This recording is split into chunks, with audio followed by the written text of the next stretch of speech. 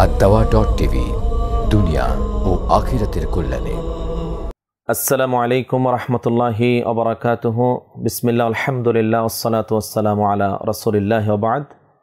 দর্শক, আমাদের কাছে অনেকেই জানতে চান যে একজন ব্যক্তি যদি স্বেচ্ছায় পরপর 3 জুমআর সালাতে উপস্থিত না হয়, তার বউ তালাক হয়ে যাবে কিনা, স্ত্রী তালাক হয়ে যাবে কিনা। এটি একটি প্রচলিত কথা থেকেই এই প্রশ্নটা তৈরি হয়েছে এবং এই প্রশ্নটা আসে। যেহেতু জুমআর সাথে এই বিষয়টা আমরা একটু বুঝে নিই যে জুমআর প্রসঙ্গটা আসলে আমাদের জীবনে কতটা গুরুত্বপূর্ণ। রাসূলুল্লাহ সাল্লাল্লাহু আলাইহি ওয়াসাল্লাম এই বক্তব্য সুস্পষ্টভাবে দিয়েছেন সহিহ হাদিস, মান তারাকা সালাসা জুমআইন মিন গায়রি উযরিন তাবা আল্লাহু আলা কলবিহি। একজন ব্যক্তি যদি কোনো ওযর ছাড়াই কোনো ধরনের শরীয়ত গ্রহণ করে, এই ধরনের কোনো কারণ তার জীবনে ঘটেছে, এমন কোনো সমস্যা ছাড়াই যদি সে পরপর 3টা জুমআ যদি ছেড়ে দেয়, তাহলে তার অন্তরের উপরে আল্লাহ রাব্বুল আলামিন কলবের উপরে মোহর মেরে দিবেন। অর্থাৎ তার ঈমানি জিন্দিগির মধ্যে একটা বড় ধরনের স্থবিরতা তৈরি হয়ে যাবে। অন্য হাদিস এখানে সম্পূরক, যেখানে আল্লাহ রাসূল বলছেন সে গাফিলদের অন্তর্ভুক্ত হয়ে যাবে।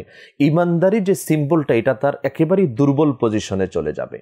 এমন একটা মুহূর্ত যখন এখানে অনেক ভাইদেরকে আমরা পাই যারা জুমআর ব্যাপারে গুরুত্ব দেন না, ইম্পর্টেন্সটা তার মধ্যে কম। প্রাত্যহিক জীবনেই দেখা যায় অনেকে পেশাগত কারণে শ্রমিক লেভেলের মধ্যে অনেকে আছে যারা গুরুত্ব দেয় না। এর মধ্যে ভীতিও কাজ করে যে জুমআর নামাজ পড়তে যাব, জোহরের নামাজ না হয় 12 রাকাত পর্যন্ত পড়লাম, 10 রাকাত পর্যন্ত পড়লাম, জুমআর নামাজ 22 রাকাত, এত রাকাত পড়তে যাব, আমার কাজ ফেলে তো যাওয়া সম্ভব না। এটাও একটা বড় ভ্রান্তি যে আমরা আমলগুলোকে মূল আমলটাকে আমরা বাড়িয়ে ফেলেছি। মূল আমলের জায়গাগুলোকে আমরা সারাউন্ডিং আরও বাড়িয়ে বড় করে মানুষের জন্য কঠিন করে ফেলেছি। সেই জায়গা থেকে এসে আমরা যদি মূল আমলের দিকে তাকাই, তাহলে তো খুতবা শুনতে হবে আমাকে, আর 2 রাকাত জুমআর সালাত আদায় করতে হবে। এটি আমার জন্য আবশ্যিক কাজ ছিল। এতটা সহজ কাজটাকে যদি আমরা আমাদের জীবনের জন্য গ্রহণ করতাম, তাহলে জুমআর সালাত ছাড়ার প্রশ্ন আসতো না। সে সাথে এই সম্পূরক কথাটাও যোগ হতো না যে জুমআ ছেড়ে দিলে বউ তালাক হয়ে যাবে কিনা।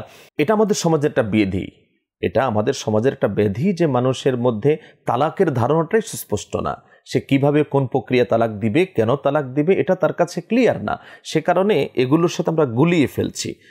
যে তালাক দিতে চায় তাকে শরীয়তের দৃষ্টিভঙ্গি জানা উচিত, আর এটাও তার জানতে হবে যে আসলে একজন ব্যক্তির ঈমানি জিন্দিগির জন্য এটা বড় ধরনের খাতরা, বড় ধরনের বিপদ, কিন্তু আসলেই তার বউ তালাক হয়ে যাবে এই কথাটি সঠিক নয়। আল্লাহ রাব্বুল আলামিন আমাদেরকে দিনকে দিনের মতো করে সঠিকভাবে সহজ বুঝটা গ্রহণ করে আমাদের জীবনটা সঠিক ধারায় পরিচালনা করার তৌফিক দান করুন। আমিন। আসসালামু আলাইকুম ওয়া রাহমাতুল্লাহ।